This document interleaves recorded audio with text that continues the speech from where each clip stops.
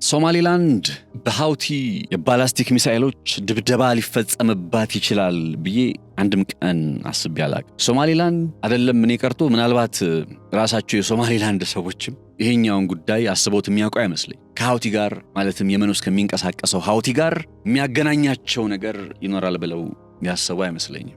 አሁን ግን ሶማሊላንድን የሃውቲ የሚሳኤል ኢላማ እንድትሆን ያደረገ አንድ ጉዳይ በዚህ ቀጠና ላይ እየተስተዋለ ነው። እስራኤል የቀናት ጉዳይ ካልሆነ በቀር የጦር ኃይሏን በተለይ የአየር ኃይል የጦር ኃይሏን በባርበራ ዓለም አቀፍ አውሮፕላን ማረፊያ ዙሪያ ልታሰፍር መሆኑን ዘገባዎች እያሳዩ ነው። ወትሮም ከእስራኤል ጋር እሳትና ጭድ ሊባል የሚችል ግንኙነት ያለው ሃውቲ አሁን እስራኤል በ550 ኪሎ ሜትር ርቀት ላይ ከፊቱ ተቀምጣለታለች በሶማሊላንድ።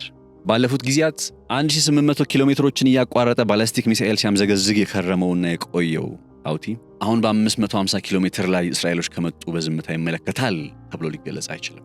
ሶማሊላንድ ከእስራኤል የሀገርነት ዕውቅናን የማግኘቱ ደስታ ገና የጫጉላው ስሜት ሳይተነፍስ ወይም ሳያልቅ አሁን ደግሞ ከየመን በኩል ከሚንቀሳቀሰው ሃውቲ የባላስቲክ ሚሳኤሎች እንደተደገኑባት የሚያሳዩ አይነት ዘገባዎች እየወጡ ነው። ቱርኮችም በአንጻሩ ወደ ሶማሊያ ገብተው ከ3-4 ቀናት በኋላ የባህር ኃይላቸው መልህቁን በሶማሊያ ውስጥ እንደሚጥል እወቁት ብለዋል። ቀይ ባህር ከመቼውም ጊዜ በላይ በመረበሽ በመታመስ ላይ ነው። በዝርዝር እንመለከተዋለን። ሰላም ጤና ይስጥልን ክብራትና ክብራን የገበያ ፖድካስት ቤተሰቦች፣ ነጻነት ላቀው ነኝ በገበያ ፖድካስት። ቀይ ባህርና የአፍሪካ ቀንድ ቀጠናን በዚህ ጥንቅራችን እንቃኛለን። በዛሬው ጥንቅራችንም እስራኤል፣ ሃውቲና ቱርክ ዋነኛ የትንታኔያችን ማጠንጠኛ ናቸው። አብራችሁ እንድትሆኑ በአክብሮት ጋብዛለሁኝ። ወደ ጥንቅሩ ይዣችሁ ልለፍ።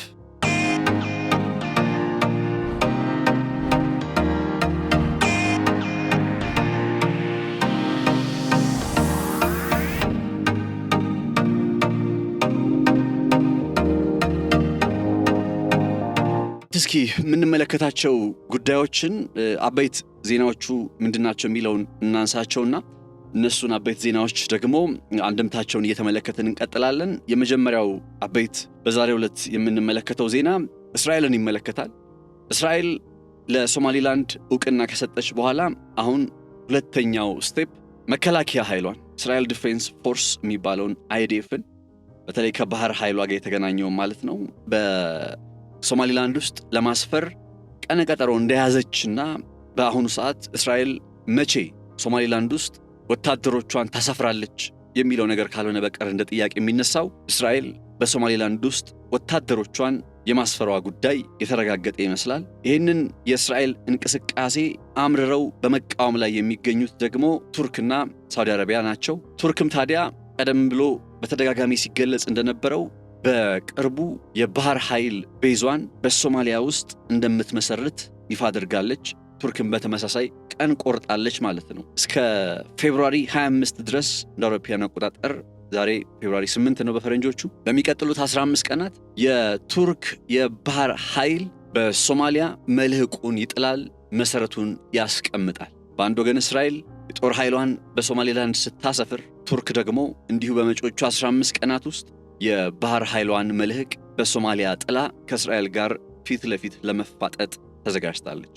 አሁን ቀደም ብሎ በእስራኤልና በቱርክ መካከል ያለ ውጥረት ምን አይነት አንድምታ እንደነበረው ስንገልጽ ቆይተናል። በግልጽ የታየውና የተረጋገጠው ነገር ደግሞ እነዛ በሐሳብ ደረጃ ሲነሱ የነበሩት የእስራኤል ወታደራዊ ኃይል ወደ ሶማሊላንድ ሊመጣ ይችላል የሚለው ጉዳይ አሁን ስጋ ለብሶ ነፍስ ዘርቶ መቼ ከሚለው ነገር በቀር በእርግጥም እስራኤል ጦር ኃይሏን በሶማሊላንድ ለማስፈር ቀን ቆርጣለች ማለት ነውና እነዚህ ሁለት አበይት ጉዳዮች በጣም የምስራቅ አፍሪካ የኃይል አስተላለፍን በተመለከተ ከሚነሱ ሐሳቦች ጋር በተያያዘ እጅግ ከበድ ያለ ውጤትን ሊያስከትሉ እንደሚችሉ በተደጋጋሚ በመገለጽ ላይ ይገኛል። ከቱርክ ወደ ሶማሊያ የባህር ኃይሏን ከማንቀሳቀስ ጀርባ ደግሞ አንዳች እውነት አሁን በግልጽ እየታየ መጥቷል። እሱም የነዳጅ ጉዳይ፣ የድፍድፍ ነዳጅ ጉዳይ መሆኑ ታውቋል። እነዚህን ጉዳዮች ወደ በኋላ ላይ በተለይ ከእስራኤልና ከቱርክ ፍጥጫ ጋር በተገናኘ በምናነሳቸው ሐሳቦች ላይ ጠለቅ ብለን አንድምታዎቹን እያነሳን እንቀጥላለን። ሌላኛው ነገር የሳውዲና የዩናይትድ አረብ ኤምሬት ፍጥጫ ነው። ሳውዲና ዩናይትድ አረብ ኤምሬት በገልፍ ቀጠና ውስጥ ተጽዕኖ ፈጣሪ ሆኖ ለመውጣት እያከናወኑ ባለው ትግልና መገዳደር የአፍሪካ ቀንድ ቀጠናና የቀይ ባህርን አካባቢ የጦር አውድማቸው ያደርጉት ነውን የሚለው ጥያቄ እየተነሳ እየቀረበ ነው። የመንን በተመለከተ ብዙ ሐሳቦችን ሳነሳላችሁ ነበር። የመን ውስጥ ሃውቲ በሰንዓ መቀመጫውን አድርጎ እየተንቀሳቀሰ ነው። ሳውዘርን ትራንዚሽናል ካውንስል የሚባለው ደግሞ በኤደን ውስጥ መቀመጫውን አድርጎ እየተንቀሳቀሰ ነበር። ይህ ኃይል በዩናይትድ አረብ ኤሚሬት ይደገፋል። ሌላኛው በሳውዲ አረቢያ የሚደገፈው ፕሬዚዳንሻል ካውንስል የሚባለው በዓለም አቀፉ ማህበረሰብም የመንን ያስተዳድራል በሚል ዕውቅና የተሰጠው መንግስት ማሉካ የምትባለዋን የኤደን ባህረ ሰላጤ የወደብ ከተማ መቀመጫው አድርጎ በመንቀሳቀስ ላይ መሰንበቱ አይዘነጋም። ታዲያ የሳውዘርን ትራንዚሽናል ካውንስል ባለፉት ተከታታይ ወራት እጅግ በጣም በከፍተኛ ደረጃ አብዛኛውን የየመን ክፍል ተቆጣጥሮ ሳውዘርን ትራንዚሽናል ካውንስል የሚባለውና በሳውዲ አረቢያ የሚደገፈው ኃይል በጣም አነስተኛ የሆነ የየመን ግዛትን እንዲይዝና እንዲያስተዳድር አስገድዶት ነበር። ምናልባትም በዛ ግባብ ቢቀጥል ኖሮ ይሄ ማሉካ ውስጥ መቀመጫውን ያደረገው ፕሬዚዳንሻል ካውንስል ሙሉ በሙሉ ከስልጣን ውጭ ሆኖ በዩናይትድ አረብ ኤሚሬት የሚደገፈው ኃይል የመንን ሊቆጣጠር እንደሚችል ስጋቶች ሲነሱና ሲቀርቡ ነበር። በትላንትና ዕለት የወጡ መረጃዎች ግን እንደሚያመላክቱት ከሆነ ባለፈው 2 ሳምንታት ውስጥ ሳውዲ አረቢያ እጅግ መጠነ ሰፊ የተባለ ወታደራዊ ዘመቻን በሳውዘርን ትራንዚሽናል ካውንስል በሚባለውና በዩናይትድ አረብ ኤሚሬት በሚደገፈው ኃይል ላይ ስታከናውን ቆይታለች። አንዳንዶችም ባለፉት 15 ቀናት ብቻ ይላሉ። ሳውዲ አረቢያ የዩናይትድ አረብ ኤሚሬት በየመን ውስጥ ያላትን ተጽዕኖ ለማፍረስና ለመገርሰስ እስከ $3 ቢሊዮን ድረስ ወጪ አድርጋለች ይላሉ።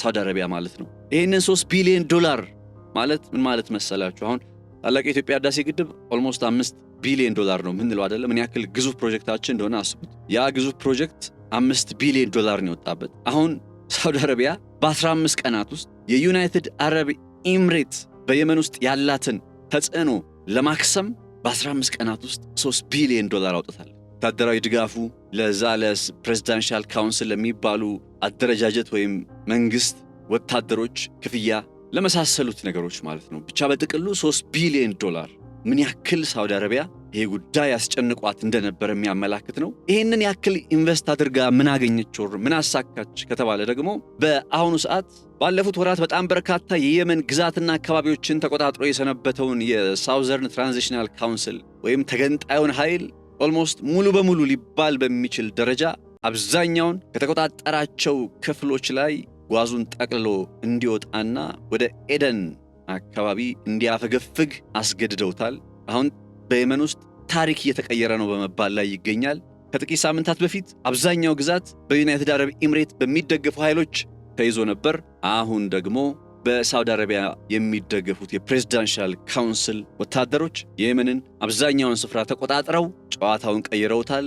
ዩናይትድ አረብ ኤሚሬትም በየመን ውስጥ እያበቃላት ነው በመባል ላይ ይገኛል። ያው ግን ዩናይትድ አረብ ኤሚሬት እንደምታውቁት በዚህ ቀጠና ላይ ተጽዕኖዋን ለማሳረፍ እያከናወነች ባለው ጥረት ውስጥ ምንም እንኳ ከየመን በይፋ ጓዟን ጠቅልላ ስለመውጣቷ ብትናገርም እንዲህ በቀላሉ ግን እጅ ትሰጣለች ተብሎ አይጠበቅም። ምናልባትም አሁን በሱዳን ውስጥ እንደምታውቁት በዩናይትድ አረብ ኤሚሬት የሚደገፈው ኃይል አለቀ ደቀቀ ተብሎ ሲነገር በነበረበት ቅጽበት ላይ ነው አፈር ልሶ ተነስቶ ድጋሜ ወደ ማንሰራራት ውስጥ በመምጣት ላይ የሚገኘው። ልክ እንደዚሁ አይነት ነባራዊ ሁኔታ በየመን ውስጥም ሊፈጠር እንደሚችልና የየመን ሳውዘርን ትራንዚሽናል ካውንስል ወታደራዊ ኃይል ወደፊት አፈር ልሶ ተነስቶ በሳውዲ የሚደገፈውን ፕሬዚዳንሻል ካውንስል አደጋ ውስጥ ሊያስገባ ይችላል የሚል ሐሳቦች በመገለጽ ላይ ናቸው።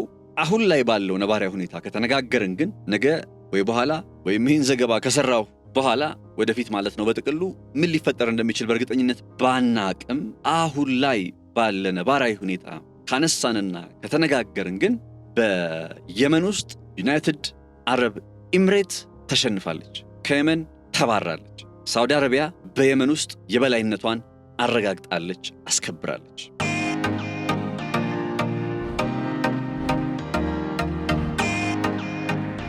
ሌላ የምንመለከተው ጉዳይ ወደ መጀመሪያ መግቢያ ላይ ወደ ነገርኳችሁ የእስራኤልና የቱርክ ፍጥጫ የሚመልሰን ይሆናል። እስራኤል ለሶማሌላንድ ዕውቅና ስትሰጥ እውቅና ከመስጠቷ ጀርባ እኔም በእርግጠኝነት አስታውሳለሁኝ ሰርቸው ነበረ ቃል በቃል እንደዚህ ብዬ እስራኤል ለሶማሌላንድ እውቅና ስትሰጥ እንዴት እንደሆነ ባይታወቅም በቅርቡ ወይም ወደፊት ግን የጦር ኃይሏን ሶማሌላንድ ውስጥ ማስፈሯ የማይቀር ነው ብያችሁ ነበር። ትላንት አመሻሹን የተመለከትኳቸው የነበሩ ዘገባዎች ይህንን የሚያረጋግጡ ናቸው። እስራኤል ለሶማሌላንድ እውቅና በመስጠት ብቻ አይደለም በዚህ ቀጠና ላይ ያላትን ተጽዕኖ ልታሳድግና የነ ሳውዲን መስፋፋት ልትገዳደር በመጣር ላይ የምትገኘው። እስራኤል መከላከያ ኃይል ኢዝራኤል ዲፌንስ ፎርስ አካባቢ እየወጡ ያሉ መረጃዎች እንደሚያመላክቱትና እነዛን መነሻ በማድረግ የቀረቡ ያሉ ትንታኔዎች እንደሚያሳዩት አሁን እስራኤል የምታከናውነው እንቅስቃሴ የቀይ ባህርና የአፍሪካ ቀንድን ስትራቴጂካዊ ቁልፍ ቦታ ተቆጣጥሮ ለመቀጠል የሚያስችላት እንደሆነ በመገለጽ ላይ ነው። እንደምታውቁት እስራኤል የ2025 መጨረሻ ላይ በዲሰምበር 26 ነበረ ለሶማሌላንድ በይፋ እውቅና በመስጠት የመጀመሪያዋ ሀገር ሆነች። በሰዓቱ የእስራኤሉ ጠቅላይ ሚኒስትር ቤንያሚን ኔታንያሁ በቴል አቪቭ ሆነው እዛው ከቢሮአቸው ውስጥ በስልክ ለሶማሌላንዱ ፕሬዝዳንት በመደወል በቃ እስራኤል ከዚህ በኋላ እንደ ሀገር እውቅና ሰጥታችኋለች፣ እንኳን ደስ አላችሁ የሚል አይነት መልእክትን በማስተላለፍ ነበር የተጀመረው። የእስራኤሉ የመከላከያ ሚኒስትር ጌዲዮን ሳር እስራኤል ለሶማሌላንድ እውቅና ከሰጠች ከ10 ቀናት በኋላ በጃንዋሪ 6 ከሶማሌላንዱ ፕሬዝዳንት አብድራሂም መሐመድ አብድላሂ ጋር በመገናኘት በሁለቱ ሀገራት መካከል ማለትም በሶማሌላንድና በእስራኤል መካከል ኮኦፕሬት ኦን ዲፌንስ ኤንድ ዴቨሎፕመንት ስትራቴጂክ ፓርትነርሺፕ ያሉትን አይነት አጋርነት ማለትም በመከላከያና በልማት ዘርፎች ላይ ስትራቴጂካዊ ትብብር ወይም ወዳጅነት ያሉትን አይነት ማዕቀፍ በሃርጌሳና በቴል አቪቭ መካከል እንደሚተገበር ፍንጭ ሰጥተው ነበር። ምንም እንኳን የሃርጌሳ ባለስልጣናት በይፋ እስራኤል በሶማሌላንድ ውስጥ ወታደራዊ ኃይሏን ታሰፍራለች በሚለው ጉዳይ ላይ አስተያየታቸውን ባይሰጡም፣ ነገር ግን የሶማሌላንድ ፖለቲከኞች በእርግጥም የእስራኤል መከላከያ ኃይል በሶማሌላንድ ውስጥ የመስፈሩ ጉዳይ በውይይት ላይ ቀጥሏል ወይም እየተወያዩበት ነው፣ ሃርጌሳና ቴል አቪቭ እየተወያዩበት ነው በማለት ሐሳባቸውን ሲሰጡ እንደነበር አይዘነጋም። ከነዚህ ውስጥ አንዱ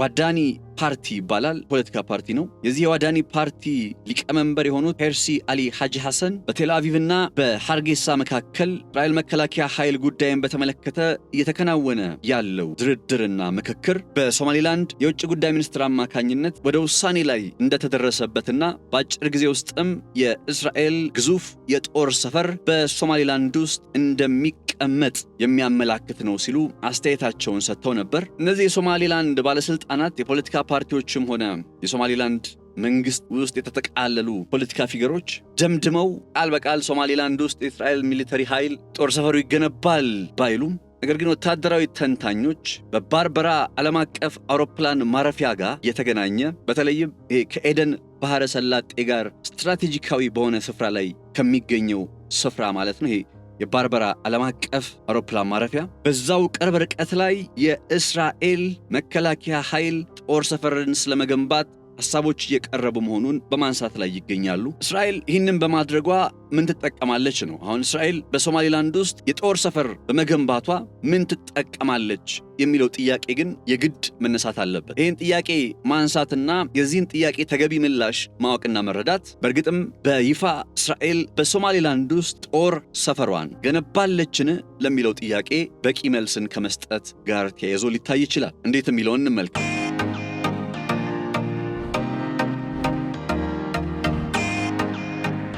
ወታደራዊ ተንታኞች ከሚያቀርቡት ሐሳብ በዘለል ኢንተርናሽናል ኢንስቲትዩት ፎር ስትራቴጂክ ስተዲስ IISS እየተባለ የሚጠራ አንድ ዓለም አቀፍ ተቋም አለ። ይህ ዓለም አቀፍ ተቋም እስራኤል በባርበራ አካባቢ ላይ በባርበራ ዓለም አቀፍ ኤርፖርት አካባቢን ጨምሮ ማለት ነው በጥቅሉ በባርበራ ወደብ አካባቢ ላይ እገነባለሁ ብላ የምታስበው የጦር ሰፈር፣ በነገራችን ላይ የጦር ሰፈሩ የአየር ኃይል የጦር ሰፈርንም የሚያጠቃልል ነው።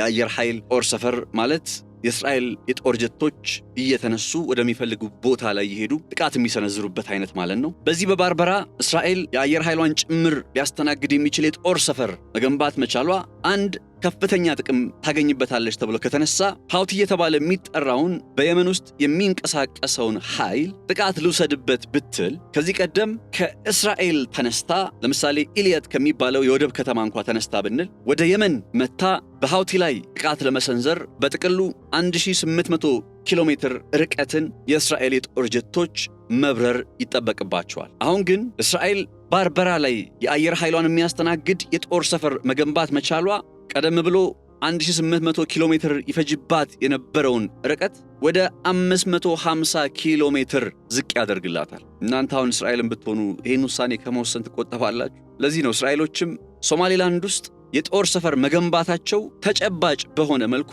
ውጤትን ያጎናጽፋቸዋል። ሀውቲ እንደምታውቁት በዚህ በቀይ ባህር ቀጠና ላይ የኢራን ክንፍ ነው። ያው ራሱን ችሎ የሚንቀሳቀስ ሰንዓን ተቆጣጥሮ እያስተዳደረ ያለ ግዙፍ ድርጅት እንደሆነ እናውቃለን። ዓለም አቀፉ ማህበረሰብ እስራኤልን ጨምሮ በአሸባሪነት የፈረጀው ድርጅት ነው የሀውቲ ድርጅት። እኔ ፐርሰናሊ ሀውቲን አሸባሪ ናቸው ወይስ አይደሉም የሚለው ሌላ ክርክር ነው ብዬ አምናለሁ። ኤኒዌይ ግን ይሄ የሀውቲ ቡድን በኦክቶበር 7 2023 እንደ አውሮፓውያን አቆጣጠር በእስራኤል ላይ ሐማስ ጥቃት ፈጽሞ ያ የምናውቀው አይነት ሰቅጣጭ ሆነው ጦርነት በጋዛ ውስጥ ሲቀጥል እስራኤል ላይ ጠንካራ የሆነ ጉዳት በማድረስ እስራኤል ላይ ተከታታይ ድብደባዎችን በመፈጸም ቴል አቪቭ ድረስ የቤንጎሪዮን ዓለም አቀፍ አውሮፕላን ማረፊያ የእስራኤል የቤንጎሪዮን ዓለም አቀፍ አውሮፕላን ማረፊያን ጭምር ያነጣጠሩ ጥቃቶችን በባላስቲክ ሚሳኤል እየታገዘ ሲያጠቃና ሲመታ የነበረ ቡድን ነው። አሁን እንዳልኳችሁ ደግሞ በኢራንና በአሜሪካ መካከል ያለው ውጥረት ኦልሞስት ተባብሶ እንደሚቀጥል አይተናል ወይም ተረድተናል።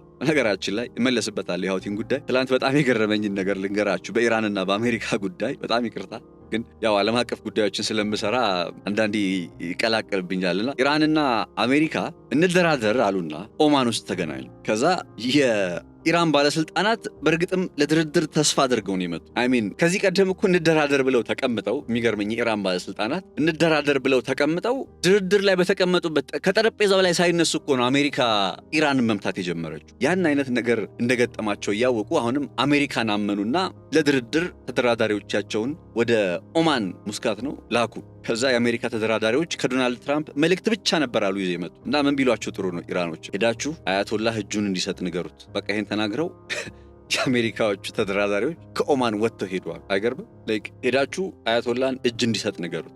በቃ ድርድር ሲባል የነበረው አሜሪካ ይሄንን መልእክት በቀጥታ ለኢራን ልታደርስ ፈልጋ ነው። ኢራንን ንቄ አይደለም። ኢራን ባይዘው በጣም ፓወርፉል ሀገር ነው። ሌላ ቶፒክ ኦፍ ዲስከሽን ነው። አሜሪካ ከኢራን ጋር መዋጋት ያዋጣታል አያዋጣትም ሌላ ቶፒክ ኦፍ ዲስከሽን ነው። ወይ እንግዲህ በዓለም አቀፍ ሴግመንት ላይ ወደፊት ስንመጣ የምንመለከታቸው ነገሮች ሆኑ ይሆናል። ራይት ናው ግን የኢራንና የአሜሪካ ውጥረት በቃ በመጪዎቹ ቀናት ተባብሶ የሚቀጥል አይነት ውጥረት ሆኗል። ሀውቲ ደግሞ ምን ብሏል? አሁን ቅድም ወደ አቆምኩት ርዕሰ ጉዳይ ስመለስ ሀውቲ ምን ብሏል?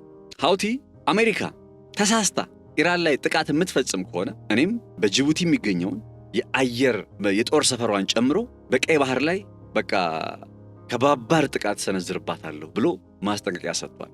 ማን? ሀውቲ።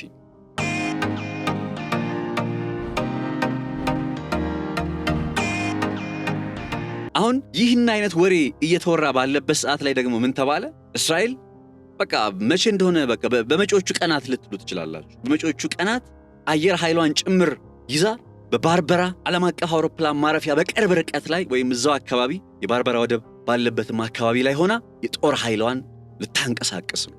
ምን ማለት ነው? ከዚህ ቀደም ላይ እስራኤል ላይ ሆና ወይ ከኢልያት ወደብ ጋር ሆና ነበር የመጣች የመን ሀውቲ ውስጥ ጥቃት ለመሰንዘር የምትሞክረው። አሁን ፊት ለፊት ከዚህ ከሶማሌላንዱ የባርበራ ወደብ አካባቢ ላይ የተነሳች በሀውቲ ላይ ጥቃት ለመሰንዘር እያቀባበለች እየተዘጋጀች ነው።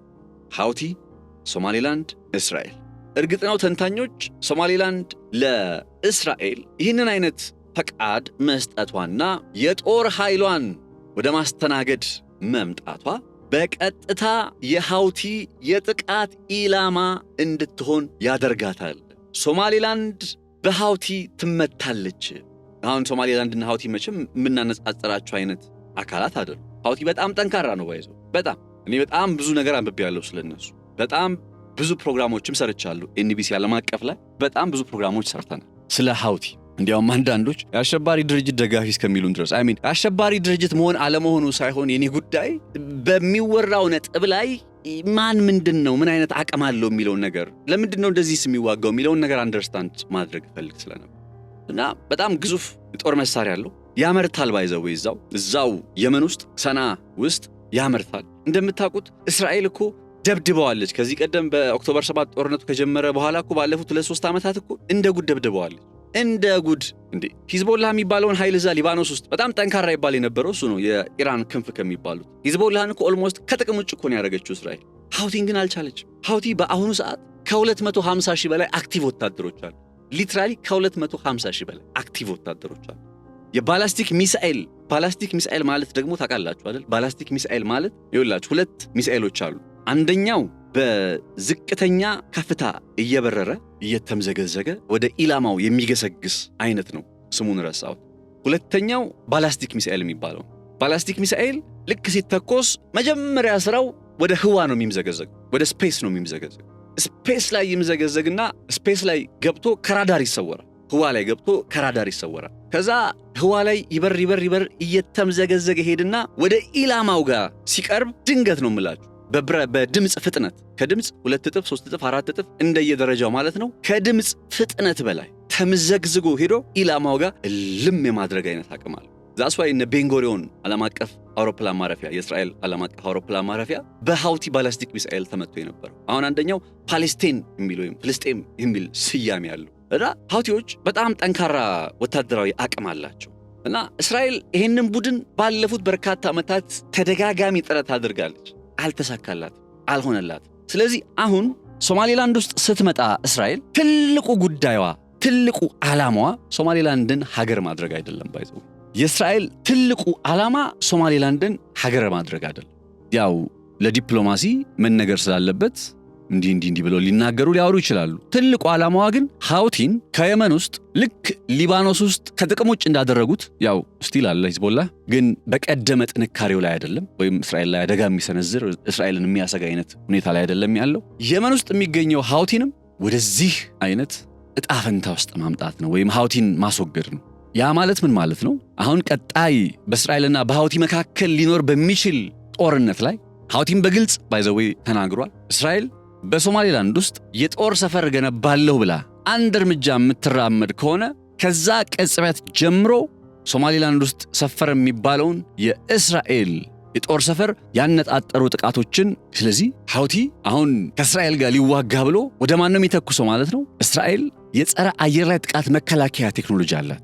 ለምሳሌ በጣም የሚገራርሙ ቴክኖሎጂ ነው ያላቸው ባይዘው እስራኤሎች በጣም የሚመቹ ያንዱ ነገራቸው ከእስራኤሎች ምን ይመቻል ካላችሁ የጦር ቴክኖሎጂዎቻቸው ሰቅጣጭ ናቸው በጣም ነው የሚገራርሙት ያ በጣም ለምሳሌ አንዱ አይረን ዶም ይባላል አይረን ዶምን ታውቁታላችሁ ሌላኛው አሮው ይባላል ዴቪድ ስሊንግ የሚባላላችሁ ወይም የዳዊት ወንጭፍ እንደማለት ዴቪድ ስሊንግ የሚባላል እንደዚህ ያሉ የተለያየ አይነት የጸረ አየር ላይ ጥቃት መከላከያ ቴክኖሎጂ አላቸው እስራኤሎች እና ምንድነው ልዩነታቸው ካላችሁ ለምሳሌ አይረን ዶም የሚባለው በቅርብ ርቀት ላይ በእስራኤል ድንበር ዙሪያ ለምሳሌ በ100 ሜትር በ500 ሜትር በ1000 ሜትር ወይም በ1 ኪሎ ሜትር እንደዚህ በቅርብ ርቀት ላይ ቁጥሩን ስፔሲፊካሊ ስለዘነጋሁት ነው እንጂ በቅርብ ርቀት ላይ ነው ሊባል የሚችለው የአሮ 3 የሚባለው ደግሞ በጣም ከሩቅ ለምሳሌ እስከነ ዮርዳኖስም አልፎ እነ ሶሪያ ምናምን አልፎ ሚሳኤሉ እስራኤል ጋር ከመድረሱ በፊት እዛው ገና የእስራኤልን አየር ክልል ውስጥ ሳይገባ ገና አክሽፎ ለመጣል የሚሰራ ነው ታድ የሚባል አለ ደግሞ አሁን ታድ አሜሪካ ሰራሽ ነው በጣም ውድ የጸረ አየር ላይ ጥቃት መከላከያ ቴክኖሎጂ ነው አሜሪካ በአመት የምታመርተው የታድ የጦር መሳሪያ በቁጥር ከተገለጸ ከ10 አይበልጥም ኢቭን ባለፈው ለእስራኤል ሲሰጣቸው በውሰት ነው ለእስራኤል የሰጠችው ተጠቅመው እንዲመልሱት ታድ ልዩ የሚያደርገው ምንድነው ቅድም ስለ ባላስቲክ ሚሳኤል ነግሬያችኋለሁኝ ገና ህዋ ውስጥ እያለ ባላስቲክ ሚሳኤሉ ስፔስ ውስጥ እያለ ህዋ ውስጥ እያለ ራዳሩ ዲቴክት ያደርገዋል ራዳሩ ይለየዋል የታድ ማለት ነው እንደዛም ሆኖ ግን ስቲል ሃውቲ እስራኤል ላይ ጥቃት በመሰንዘር ረገድ ከሌሎቹ አካላት በተለየ ስኬታማ ነው እንደዛም ሆኖ ታድን አይነት ይሄ ባላስቲክ ሚሳኤሎችን ጭምር ይከላከላል ተብሎ ተስፋ የሚጣልበት ታድ እሱን እንኳን አልፈው ጥቃት መሰንዘር የሚችሉ የጦር መሳሪያዎችን ሃውቲ ታጥቋል አሁን ወደ ሶማሊላንድ ስንመጣ ሶማሊላንድ የትኛው አይረን ዶም የትኛው ዴቪድ ስሊንግ የትኛው አሮ 3 የትኛው ታድ ሊያድናት እንደሚችል አላውቅም ምክንያቱም አሁን የዘረዘርኩላችሁን አይነት የጸረ አየር ላይ ጥቃት መከላከያ ቴክኖሎጂ ሶማሊላንድ ውስጥ የለም። በጣም ውድ ቴክኖሎጂ ነው። አሁን ዴቪድ ስሊንግ በጨረር የሚሰራ የጸረ አየር ላይ ጥቃት መከላከያ ቴክኖሎጂ ነው። ባይዘው በጣም ውድ ናቸው። ሶማሊላንድ እነዚህን የጦር መሳሪያዎች በህልሟ ካልሆነ በቀር በውል ልታገኛቸው ማትችል አይነት ወይ እስራኤል ደግሞ እዛ እስራኤል ውስጥ ያሏትን አይነት የጸረ አየር ላይ ጥቃት መከላከያ ቴክኖሎጂዎች ይዛ መታ ሶማሊላንድ ውስጥ ካልገጠመች በቀር ማለት ሶማሊላንድ በምን ያክል ወይም በምን አይነት አጣብቂኝ ውስጥ እንደገባች አያችኋ።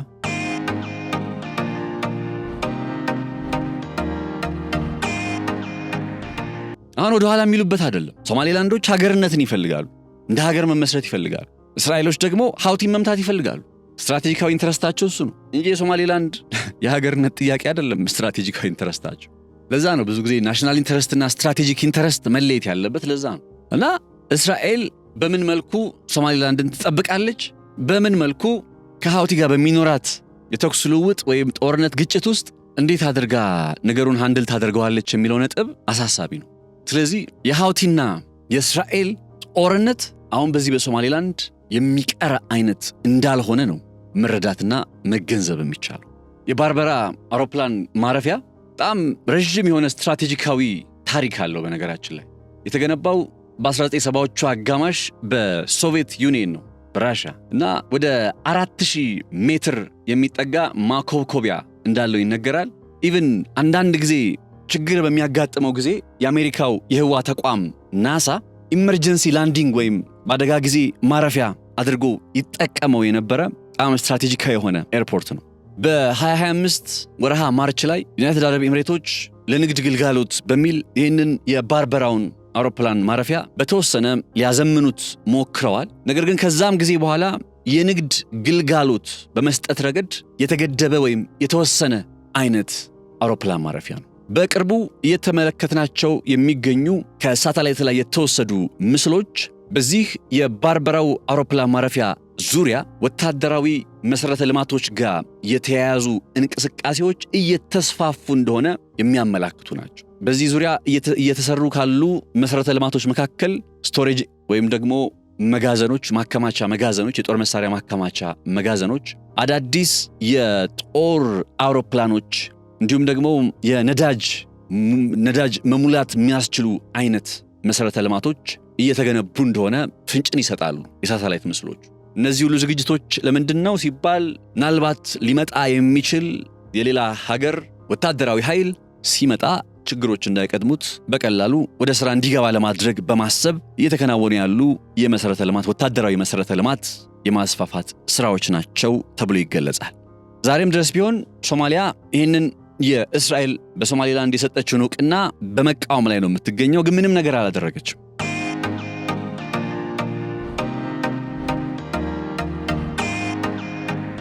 ሌላኛው ነገር አልሸባብ ነው። ልክ እንደ ሀውቲ ሁሉ አልሸባብም እስራኤል በዚህ ቦታ ላይ የምትመጣ ከሆነና የጦር ኃይል ሰፈር ስለመገንባት የምታወራ ከሆነ በቀጥታ ሶማሊላንድ ወይም ሶማሊላንድ ውስጥ ከሰፈረው የእስራኤል ኃይል ጋር ጦርነት ውስጥ ገባለሁ እያለ ነው የሚገኘው። ማሳሰቢያዎችን እያወጣ የሚገኘው እንደዛ ነው። ሶማሊያ በመንግስት ጦርነት ውስጥ ገባለሁ ባይልም ተቃውሞውን እያሰማ ይገኛል። ነገር ግን የሶማሊያ መንግስት ተቃውሞውን ከማሰማት በዘለል ምን አይነት ነገር ተስፋ አድርጓል ካላችሁ ቱርክን ተስፋ አድርጓል። እንዴት እንደሆነ ልንገራችሁ።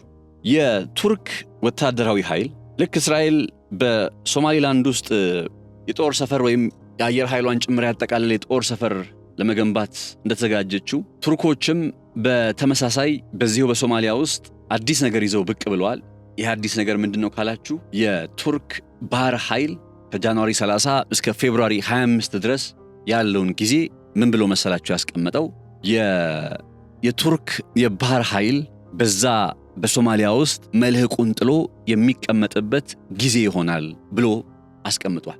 እና የተለያዩ አይነት የቱርክ የባህር ኃይል ክፍሎች ስያሜ ያላቸው በኤደን ባህረ ሰላጤ ላይ እንዲሁም በአረቢያን ባህር ላይ መልህቃቸውን እንደሚጥሉና ፌብሩዋሪ 6 እና 7 አሁን ዛሬ አካባቢ ማለት ነው ጅቡቲ እንደደረሱ እነዚህ የቱርክ የባህር ኃይል ክፍሎች ጅቡቲ እንደደረሱና ጅቡቲን አቋርጠው ፌብሩዋሪ 11 ከ3-4 ቀን በኋላ ሶማሊያ እንደሚደርሱ ከቱርክ መከላከያ ሚኒስቴር የተገኘው መረጃ ያመላክታል። ምን ማለት ነው? በሌላ ቋንቋ ቱርክ በአሁኑ ሰዓት ኦልሬዲ የባህር ኃይሏን ወደ ሶማሊያ እየላከች ነው። ዛሬ ወይም ነገ ጅቡቲ መድረሳቸው ሊሰማ ይችላል። ከዛ በሚቀጥሉት 3-4 ቀናት ሶማሊያ ደርሰው በኤደን ባህረ ሰላጤና በአረቢያን ባህር ላይ መልህቃቸውን ጥለው ስራዎቻቸውን እንደሚጀምሩ በመገለጽ ላይ ቱርክ አሁን እስራኤል ስትመጣ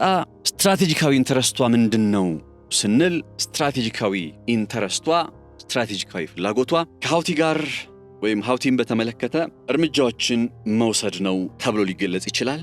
የቱርኮችስ ፍላጎት ምንድነው ስትሉ ያው ለሶማሊያ ማስፈራሪያ ይሆናታል ቱርክን ከጎን ይዣለሁ የሚለው ነገር። ከዛ በዘለል ግን ቱርኮች አንድ የሆነ ድብቅ ሽልማት በሶማሊያ ሳይኖራቸው አይቀርም።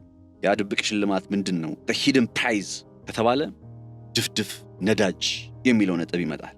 አንድ የተርኪ መንግስት በባለቤትነት የያዘው TPAO የሚባል የነዳጅ አምራች ኩባንያ አለ። ይህ የነዳጅ አምራች ኩባንያ ከአሜሪካው ቼቭሮን የነዳጅ ኩባንያ ጋር ስምምነትን አከናውኗል። ይህ እንቅስቃሴው በራሱ አንካራ የነዳጅ ጥያቄዋን ወይም ፍላጎቷን ለማሟላት በጣም በየአቅጣጫው እየተርመሰመሰች መሆኑን ከማስረዳቱ ባለፈ በዚህ ረገድ ደግሞ የጥቁር ባህር እና የአፍሪካ ቀንድ ቀጠና አይኗ ያረፈባቸው ስፍራዎች እንደሆኑ የሚያመላክት ነው በመባል ላይ ይገኛል።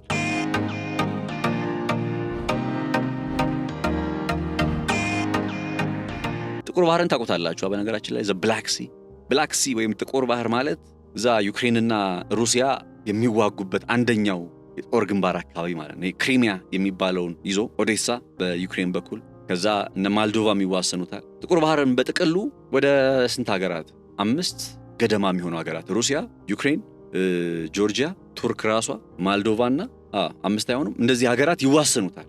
የጥቁር ባህርን ከበውት ነው የቆሙት።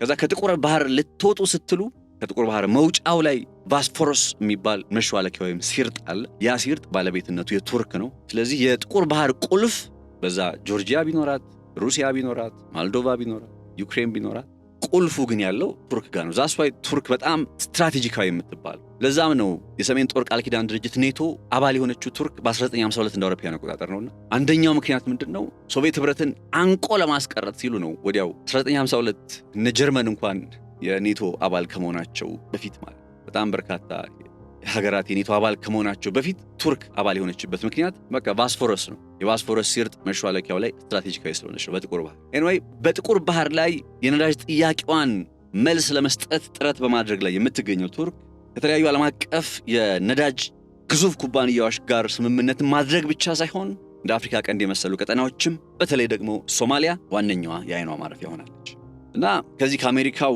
የግዙፍ የነዳጅ ኩባንያ ቼቭሮን ከሚባለው ጋር የቱርክ መንግስት በባለቤትነት የያዘው TPAO የሚባለው ኩባንያ እንትን ማድረግ መቻሉ ጥምረት መፍጠርና MOU ተፈራርመዋል። ሜሞራንደም ኦፍ አንደርስታንዲንግ የመግባቢያ ሰነድ ተፈራርመዋል በጋራ ለመስራት በዛው በጥቁር ባህር የሚሆኑ በሌሎች ይሄ TPAO የሚባለው አካል እንትን ባለበት ስምምነት ባደረገባቸው ስፍራዎች ላይ አሜሪካው ተቋም ጋር በጋራ በመሆን ለመስራት ተስማምተዋልና ይሄ ቱርክ በሌላ የትኛው አካባቢ ላይ ፍላጎት አላት ሲባል ለአፍሪካ ቀንድ ወይም ሶማሊያ ያለች ያለን ስለነበረ ስለዚህ ይሄ TPAO በዚህ ቀጠና ላይ መጥቶ ለሚያደርገው እንቅስቃሴ ምናልባት ከጎኑ የአሜሪካው ግዙፍ የነዳጅ ኩባንያ ሼቭሮን አብሮት እንደሚኖር ተስፋ ይደረጋል። ቱርኮችን ያደረጉት ግን ምናልባት ትልቁ ጉዳያቸው ገብቷቸዋል። ትልቁ ጉዳያቸው ሶማሊያ ጉዳይ ሳይሆን ወይም የሶማሊያ ሀገርነት ጉዳይ ሳይሆን የነዳጁ ጉዳይ እንደሆነ አጽንኦት ለመስጠት ነው ተብሎ ይገለጻል። ምክንያቱም ይሄ TPAO ብቻ ሳይሆን ሌሎች የቱርክ የነዳጅ አምራች ኩባንያዎች ነዳጅ ቆፋሪ ኩባንያዎች ከሌሎች አሜሪካ ኩባንያዎች ጋርም እንዲሁ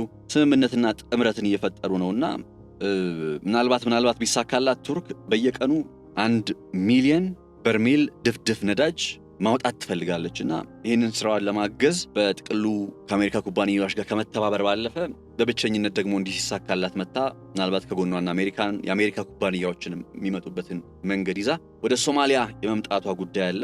ይሄው የቱርክ በነዳጅ በጣም ነዳጅ ከሚያስገቡ የዓለማችን ሀገራት መካከል አንዷ ናት።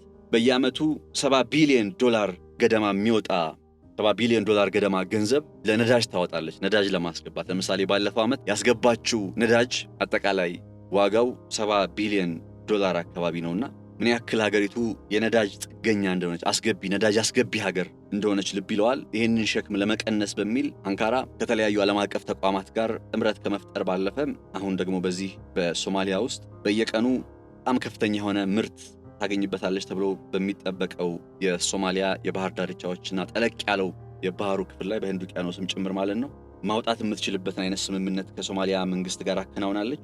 መረጃዎች እንደሚያመላክቱት ከሆነ ሶማሊያ ውስጥ ከ20 እስከ 30 ቢሊዮን በርሜል ድፍድፍ ነዳጅና የተፈጥሮ ጋዝ አለ ተብሎ ይታመናል። ከ20 እስከ 30 ቢሊዮን በርሜል የሚጠጋ ድፍድፍ ነዳጅና የተፈጥሮ ጋዝ። ስለዚህ ወደ ሶማሊያ የመምጣት ጉዳይ ምናልባት የሶማሊያን ሀገርነት ወይም የግዛት አንድነት ማስጠበቅ ላይ በማተኮር ሳይሆን በእርግጥም ነዳጅን ታሳቢ ያደረገ እንደሆነ ልብ ይለዋል። ስለዚህ ይህን እንቅስቃሴዋን እስራኤል ጋር በሚኖራት ውጥረት የባህር ኃይሏንም እያስጠጋች ነው ብያቸዋለሁኝ። አሁን ከ3-4 ቀን በኋላ በእርግጥ ይህን ዜና ትሰሙታላችሁ። የባህር ኃይሏን እያስጠጋች ነው የሚለው ዜና ቱርክ የባህር ኃይል የተወሰነ ክፍሏን ሶማሊያ ደረሰች ወይም ሶማሊያ ውስጥ አሰፈረች ተብሎ ልትሰሙት ትችላላችሁ። ኦልሬዲ ጉዞ ላይ ስለሆኑ ማለት ነው። እነዚህ ጉዳዮች በመጪዎቹ ጊዜ የቀይ ባህር ቀጠናን ውጥረት እጅግ አሳሳቢ አድርገው የሚቀጥሉ አበይት ጉዳይ እንደሚሆኑ በመገለጽ ላይ ይገኛል ማለት ነው።